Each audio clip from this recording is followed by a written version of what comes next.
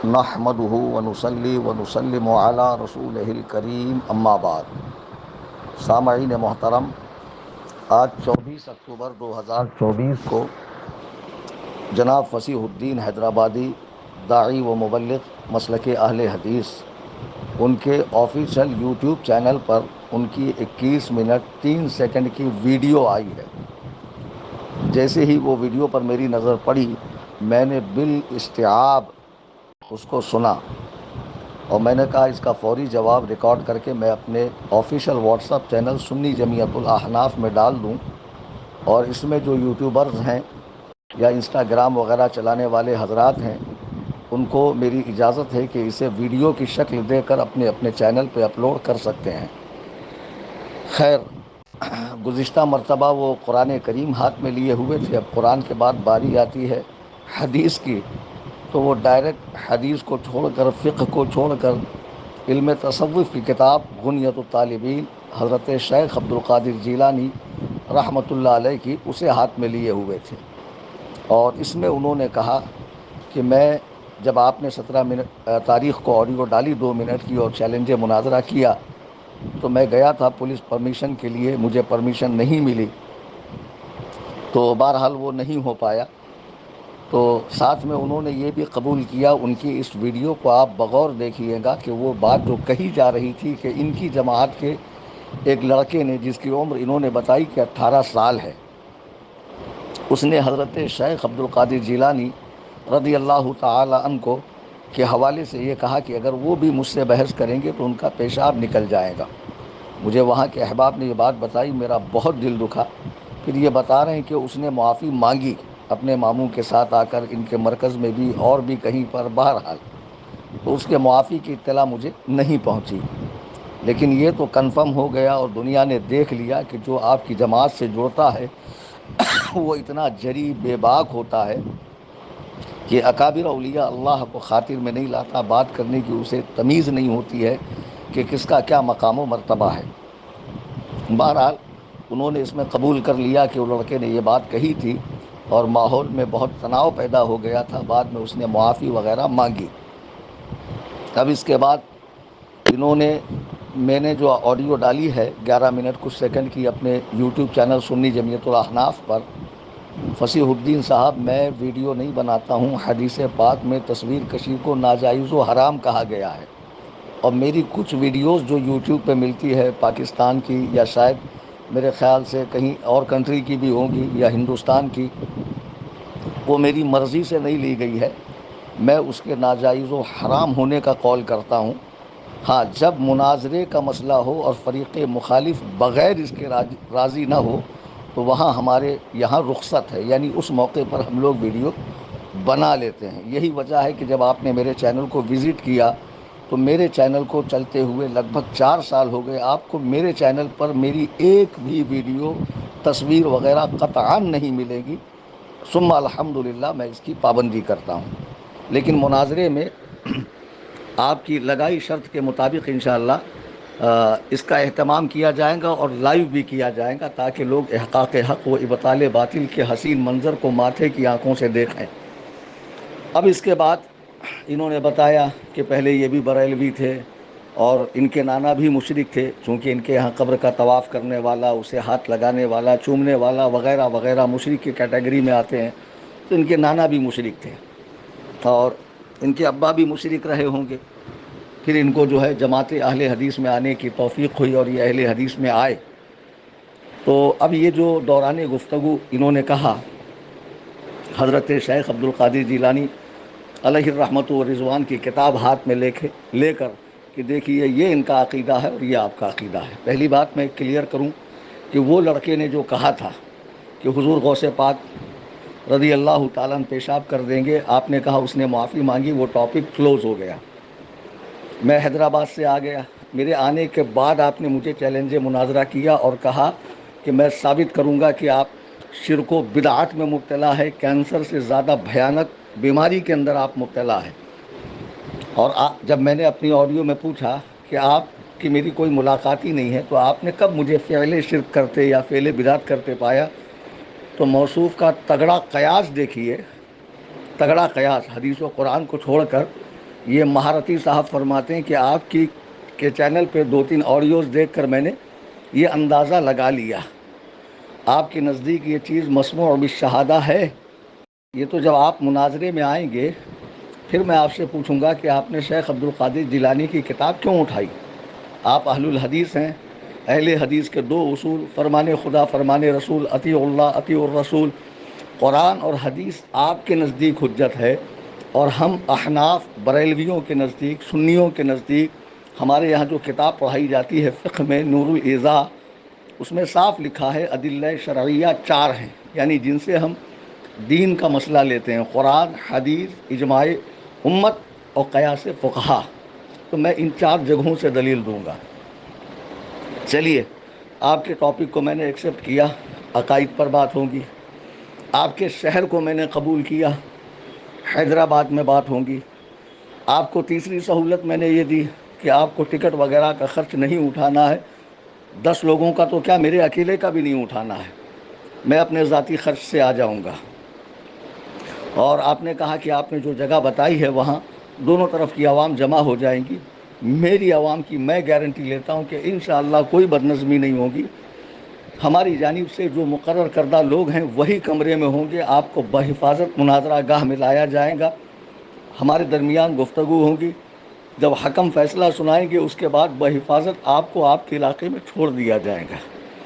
اب اتنا کچھ کہنے کے بعد بھی اگر آپ اس جگہ پہ راضی نہ ہوں تو پھر تعجب ہے، حالانکہ آپ نے اسی 21 منٹ کی ویڈیو میں اخیر میں کہا ہے کہ چلیے میں اس جگہ کو قبول کر لیتا ہوں اگر اس کے علاوہ آپ کے پاس کوئی انتظام نہ ہو۔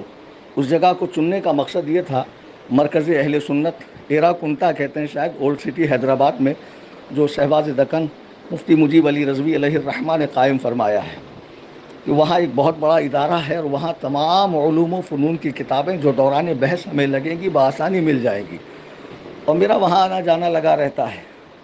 تو بہرحال آپ اس جگہ تشریف لائیں، اور آپ نے کہا کہ کل پرسوں جبھی بھی آپ آئیں، کچھ گھریلو معاملات ہیں جس کے سبب میں اس مہینہ سفر نہیں کروں گا، اور نومبر میں کچھ تاریخیں دی ہوئی پروگرام کی، تو میں 15 نومبر کو حیدرآباد آؤں گا انشاءاللہ 2024 تک، اور تب تک اس کی تشہیر بھی ہو جائیں گی انشاءاللہ اچھے سے۔ آپ چینل کا تھمبنیل وغیرہ بنا کر ڈال دیجئے، لوگ ابھی سے انتظار میں رہیں گے۔ میں اہل سنت کے احباب سے گزارش کروں گا کہ سب اس کو لائیو سنیں، خود حیدرآباد میں رہنے والے اور مرکز اہل سنت کے قرب و جوار میں رہنے والے بھی اسے لائیو سنیں، مناظرہ گاہ میں نہ آئیں، ٹھیک ہے؟ اور اہل حدیث عوام کو آپ کنٹرول کیجئے۔ خیر، میں 15 کو آؤں گا۔ اگر 15 کی تاریخ آپ کو منظور نہ ہو، اس تاریخ میں آپ کہیں مصروف ہوں، تو پھر آپ ایک کام کیجئے کہ 25 نومبر کے بعد، نومبر کا پورا مہینہ، دسمبر کا پورا مہینہ، جنوری کا پورا مہینہ، فیب کا پورا مہینہ، اس میں سے جو آپ کی سہولت ہو آپ بتائیے کہ کلیم حنفی میں آپ سے اس تاریخ میں مناظرے کو ریڈی ہوں۔ انشاءاللہ یہ عاجز، یہ فقیر، یہ حقر اپنے ذاتی کرائے سے حیدرآباد پہنچے گا۔ مرکز اہل سنت میں آپ 10 احباب کے ساتھ آئیں، اور مناظرے کا ٹاپک عقیدہ ہی ہے۔ مجھے بڑا افسوس ہو رہا ہے، ابھی آمنا سامنا ہوا نہیں، شرائط مناظرہ طے نہیں ہوئی، آپ ابھی سے دلیل دینے لگے۔ آپ سوچ رہے ہیں کہ شیخ عبد القادر جیلانی رحمہ اللہ کی کتاب اگر میں دکھا دوں گا تو کلیم حنفی حیبت کھا جائے گا کہ استوا علی العرش کے حوالے سے ان کا عقیدہ یہ ہے اور آپ کا عقیدہ دوسرا ہے۔ ہنوز دلی دورست، مناظرے میں کتاب اللہ، حدیث رسول اللہ، اس کے بعد آثار صحابہ، اور اس کے بعد ہمارے نزدیک جو چیز حجت ہے وہ آپ پیش کریں گے۔ اور غنیت الطالبین ان کی کتاب ہے یا نہیں ہے، آپ نے وحی الہی کی طرح اسے یہ کیوں سمجھ لیا کہ یہ انہی کی کتاب ہے؟ اس پر بھی بحث ہوگی، آپ ٹینشن مت لیجئے۔ اور عقیدہ استوا علی العرش پر آپ کے نزدیک قرآن کی دلیلیں کم پڑ گئی؟ کیا آپ نے قرآن کھول کر نہیں دکھایا کہ دیکھیے قرآن میں ایسا ہے اور آپ کا عقیدہ ایسا ہے؟ اور جو باتیں آپ نے میری طرف منسوب کی کہ قبر کا طواف کرنا، اسے ہاتھ لگانا، اسے چومنا، تو میں آپ کو بریلوی مسلک بتاؤں گا کیا ہے۔ دراصل کیا ہے کہ دکن میں اہل بدعات بہت زیادہ ہیں کہ جن کے رد کے لیے ہمیشہ میں آتا ہوں۔ فصیح الدین صاحب، آپ میرے چینل کو ٹھیک سے وزٹ کیجئے، اور میری ایک تقریر ہے بابا پارٹی کا آپریشن، اس کو سنیے. کیا کوئی غیر مقلد اور اہل حدیث عالم رد کرے گا بدعاتیوں کا جو میں نے کیا ہے؟ آئی سمجھ میں بات؟ تعزیہ داری کی، قبروں پہ طواف کی، سجود کی، اور اسی طرح ناڑے گھوڑے دھاگے وغیرہ باندھنے کی، بہت ساری چیزیں، آراس میں ہونے والی غیر شرعی رسموں کو، اور شادی بیاہ میں غرض کے شعبۂ زندگی میں جتنے معاملات آتے ہیں جس میں لوگوں نے قرآن و سنت کی پیروی چھوڑ کر یہ ہندوانہ رسموں کو اپنایا ہے، ان سبوں کا میں رد کرتا ہوں. اور آپ نے میری جانب شرک کا الزام لگایا ہے اور دلیل دی ہے کہ آپ کی کچھ آڈیو سے یہ بات پروف ہو گئی، تو آپ ضرور مناظرے میں اسے ثابت کریں گے. اور جسے آپ شرک کہہ رہے ہیں وہ فی الواقع شرک ہی ہے، یا درجہ کفر میں ہے، یا درجہ حرام میں ہے، یا درجہ کراہت میں ہے، یا درجہ اطاعت میں ہے. یہ ساری چیزیں میں آپ کو مناظرے میں بتاؤں گا، آپ ٹینشن مت لیجئے. آپ کہہ رہے ہیں نا بہت سے بریلوی فضلاء سے آپ کی ملاقات ہوئی، کلیم حنفی سے نہیں ہوئی ہے. الحمدللہ ہم نے مدارس میں باقاعدہ 18 سال کا وقت لگا کر سند حاصل کی ہے. سمجھ میں آئی بات؟ یہاں وہاں 2-4 مہینے کا کورس کر کے ڈپلومہ نہیں لیا ہے، اللہ کا شکر ہے. دوبارہ آپ نے یہ جو باتیں کہی ہیں، میں اس پر بھی آپ ثابت کریں گے کہ جن کو بریلوی کہا جاتا ہے انہوں نے کیا کیا شرک کیا، اور جسے آپ شرک سمجھ رہے ہیں قرآن و سنت سے وہ شرک ثابت ہوتا ہے کیا، اور جو عقیدے آپ ہماری طرف منسوب کر رہے ہیں وہ واقعی ہمارا عقیدہ ہے کیا، اور اگر ہے تو اس کا شرک و کفر ہونا حدیث و قرآن سے بتائیے. آپ مناظرہ ہوا نہیں، کچھ ہوا نہیں، گھر میں بیٹھ کر آپ اپنی کرسی پر اطمینان و سکون کے ساتھ میں بنیت الطالبین ہاتھ میں لے کر بتا رہے ہیں کہ بتائیے اس کے مطابق آپ کا عقیدہ نہیں ہے. ارے بھائی اتنی گھائی کیوں ہے، اتنی جلدی کیوں ہے؟ میں تو چاہ رہا ہوں کہ مناظرہ ہو اور بہت قاعدے سے ہو، اور دنیا دیکھے کہ جو کہتے ہیں کہ کلیم حنفی صرف ٹیلی فونک مناظرہ کرتا ہے، روبرو بیٹھنے کی اہلیت نہیں ہے، انشاءاللہ دنیا دیکھیں گی.